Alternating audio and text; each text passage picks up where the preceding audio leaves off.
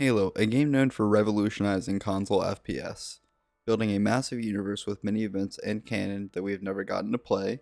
You have Contact Harvest, which goes over the first contact with the Covenant. You have First Strike, which bridges the gap between Halo 1 and 2. We had gotten ODST, which came after Halo Wars, which covered the events during Halo 2 following an ODST squad. And like I had mentioned, Halo Wars, a game which chose not to be like the rest, but a real-time strategy game developed by Ensemble Studios, the guys that make Age of Empires and Age of Mythology. Now, I don't know if it was Microsoft or Bungie that asked for an RTS, or Ensembles pitched it to them, but it's incredible to see them make a game for the series that I love. This is the first time Halo had not been a first-person shooter. Hell, it's not even a shooter, which makes it even more interesting in my eyes. It shows you that Halo has a rich universe that can be host to many kinds of games. The mainline Halo games are a power fantasy through and through, but in the spin-offs you usually see a more grounded side to the universe. In any cutscenes, the elites they're in, they're a lumbering mass that can kill a human as easily as we kill deer. In ODST, the brutes are massive in comparison, and so are the grunts. You aren't the super soldier Spartan. In Reach, it shows despite them being literal super soldiers, and compared to humans essentially demigods, they are still vulnerable all the same to the Covenant. And Halo Wars is a great example of the wasted potential these spin-offs hold. Fans have been asking for so long for a horde wave defense game, more Halo Wars, more ODST, a horror game. There's just tons of potential and Microsoft sits on all of it and does nothing. But alas, just because it's been neglected doesn't mean it's not worth playing. Let's get into what makes Halo Wars special, but before we do, comment what you like about Halo Wars or any of the other Halo spin-offs. Like the video because it really helps the channel out, and so if you'd like to see more content like this. Halo Wars takes place before Reach, towards the end of Harvest. It opens with Captain Cutter on the bridge talking about the Battle of Harvest, and he is interrupted by Sergeant Forge asking for orders, and this launches us into the tutorial mission.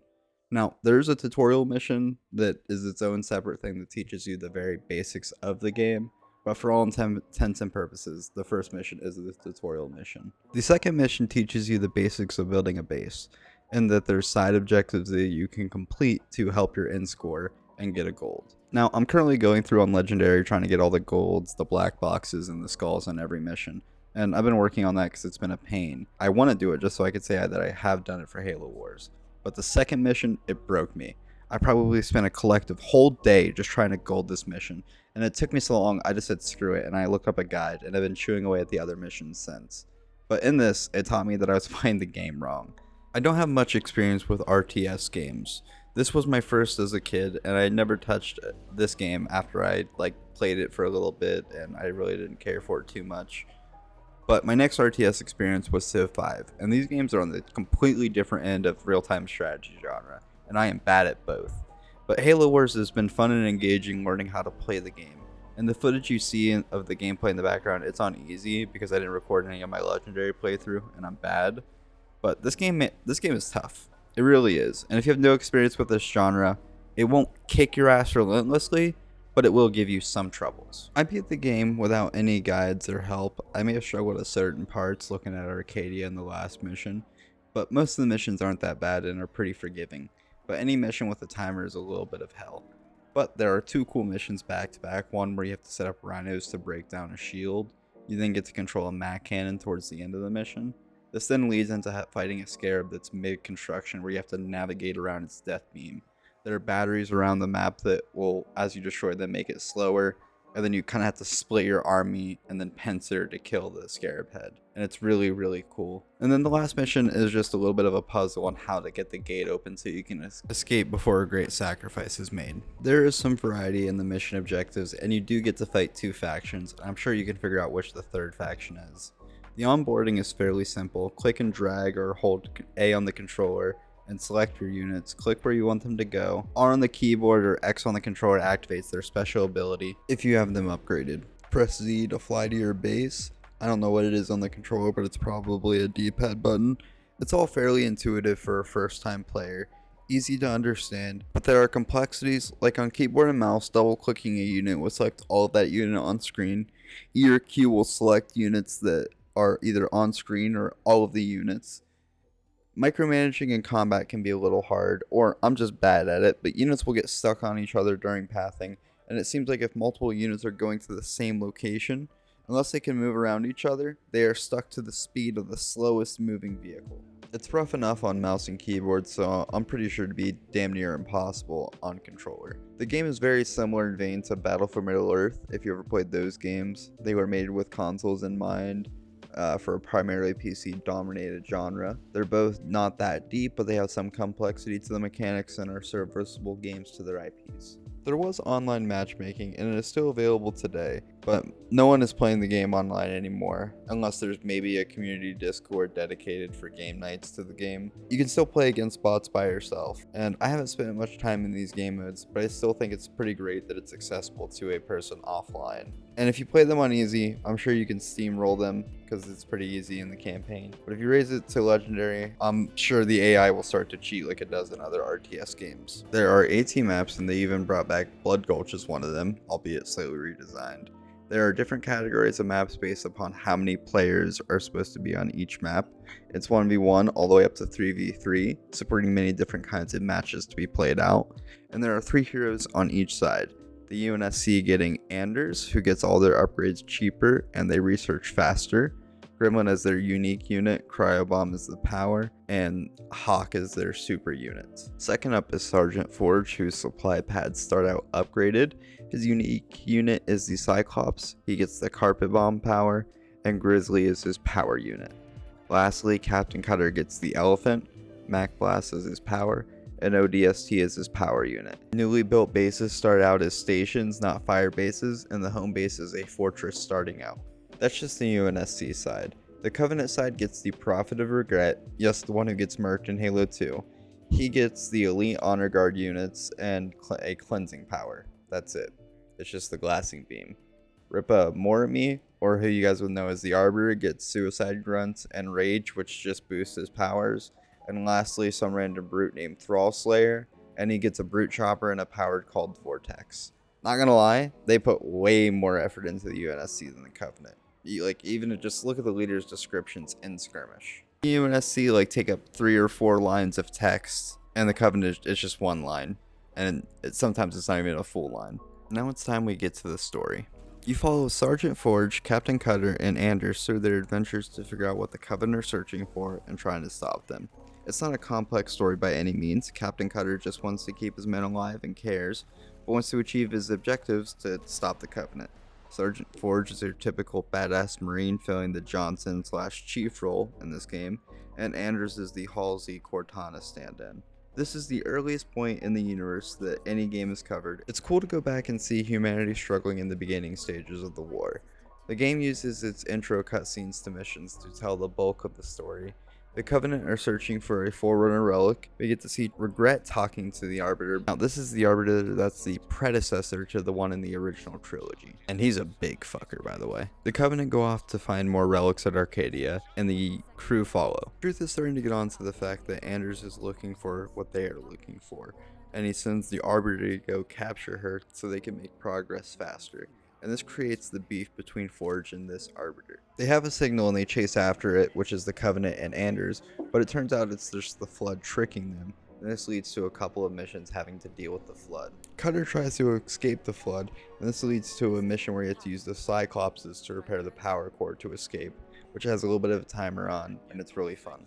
They then land on the planet that Anders is actually on, and this is when the Arbiter is activating his new army, and Anders activates a teleporter and escapes. Where Anders teleports to, there's actually some Flood forms that are chasing after her, but she's very quickly saved by Forge. Once rescued, she informs Cutter that they need to destroy the ships that the Covenant just acquired, and that they need to make the sun go supernova, and if they don't do it, the Covenant will win the war. Forge is going to lead the mission to deliver the payload. They get it to the objective, but they are ambushed by the Arbiter and some elites. You know, I was going to describe it, but it's just so badass, I'm just going to let it play. It's active! Sergeant. Lieutenant? Take care of those elites. He's mine.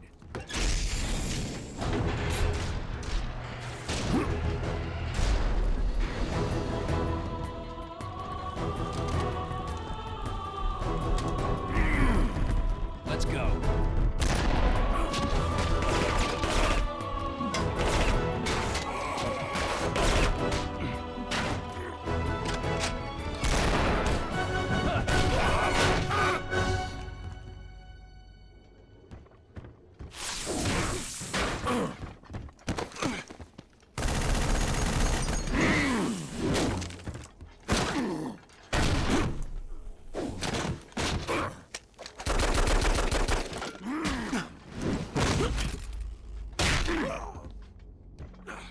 make the rest of your race weak and undisciplined.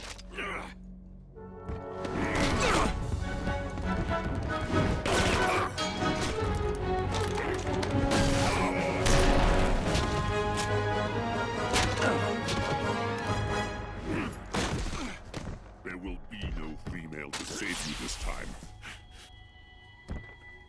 Look me in the eye and say that. As you wish. My face will be the last thing your pathetic eyes ever see.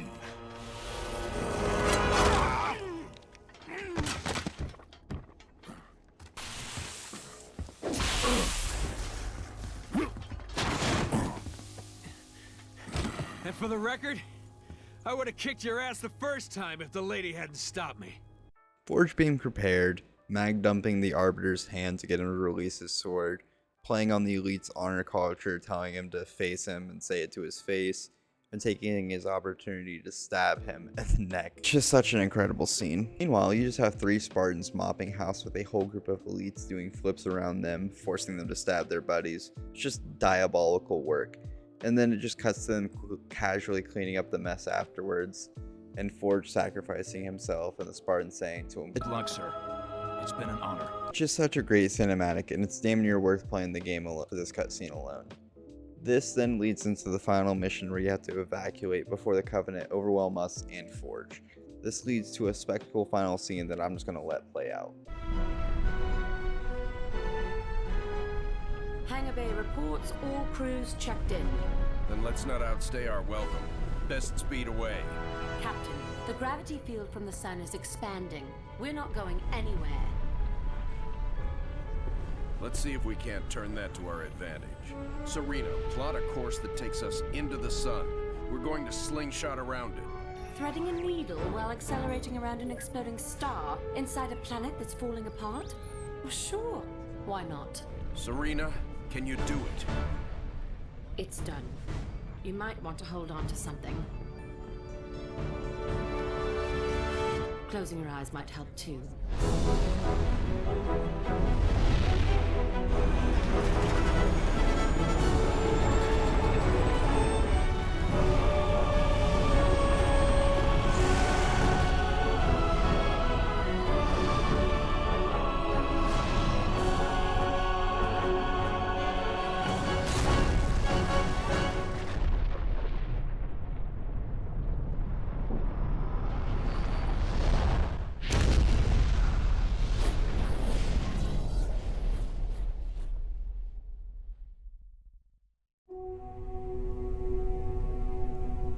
Captain, I would much rather stay awake to monitor this area.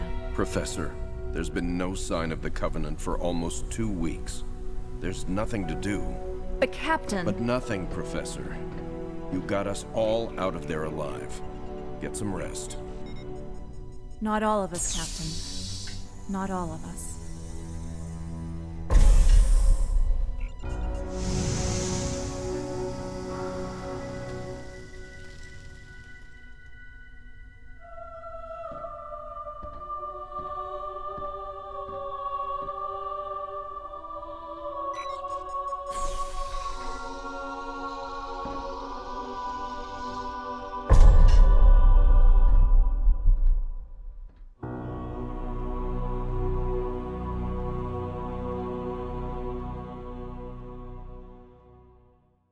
It's such a grand spectacle, and it almost makes you forget about Forge. Cuts after they escape, and Cutter is putting people into cryosleep, and Cutter makes them a remark about getting everyone out, and Anders responds with, Not all of us, Captain. Not all of us.